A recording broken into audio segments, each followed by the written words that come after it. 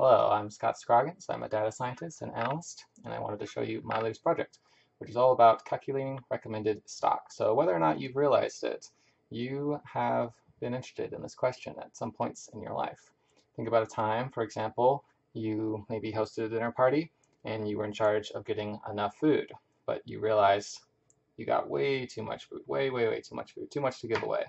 And now you've realized you've wasted a lot of food, wasted money. Or the opposite, a time when maybe you didn't get enough food, and now maybe you didn't waste money exactly, but your reputation is hurt and you feel bad for not feeding your guests. This is ultimately examples of failing to correctly estimate the best stock, the best amount of food in this case. So if it's just a dinner party, you can just go by gut how much each person's going to want. That's fine. But if you're in charge not of a dinner party, but of an entire company, an entire warehouse, where you have, like this company I'm about to show you, 10,000 plus different items, you can't just go by feel, you have to have a system. And so this is one way of building that system. To calculate recommended stock, first you need to know what would be the ideal stock based on what you know, based on what you know about the demand, how much it costs to place an order, and how much it costs to own something for maybe a year without actually selling it. If you put that all together, you can figure out the ideal stock. But of course, our knowledge isn't perfect, so as a defense against getting things wrong and avoiding understocking, being out of stock, you probably want to have some safety stock too. Well, how much safety stock? That's going to depend on how likely you want it to be that you'll be in stock, which depends on how profitable something is for you, how much the demand is consistent or not consistent. And then it's also going to depend on the lead times of your order and the demand. Putting this all together, you can come up with safety stock plus optimal stock that will lead you to the recommended stock.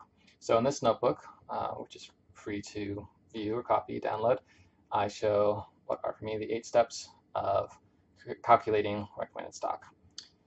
First, just start observing what you can about the company, the different stock, whatever it is, whether it's a warehouse or a distribution center or a store, it would be the same.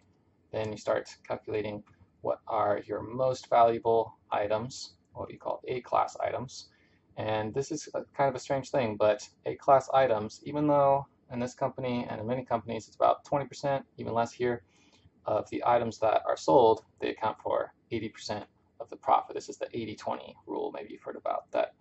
80% of the outcome comes from 20% of the input. In this company, you can see most of what they sell is A stock, and most of what they have at the end of the year is also A stock. But in terms of variety, they have way more C stock. That's very typical. And then for XYZ analysis, this is measuring how predictable the demand is for something.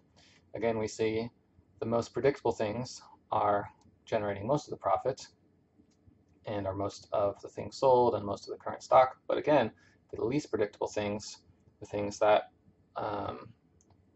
you don't know if there's going to be demand tomorrow or not, are accounting for a huge amount of the SKUs. That's not automatically a bad thing, but it can start to help us see what we want our service level to be, which is calculated with this to figure out how much do we want to make sure that something is in stock. Then we can calculate how much we should order at a time. Should we make a bunch of small orders or one big order? That is based on demand and how much it costs and such things. All right, you put that together and you get your optimal stock.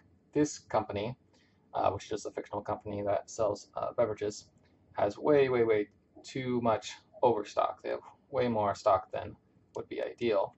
And you can see my final conclusion for this company. I show that if they followed my advice and had optimal stock plus safety stock, and that's it, and then overstock, they could reduce their stock by 50%. I also point out a lot of understock that they have, and this would save the company millions of dollars, generate extra revenue. So this sort of pattern is very useful for companies, and my wife and I created this little flowchart to help show how it's calculated. So thanks for checking out this video. Have a nice day.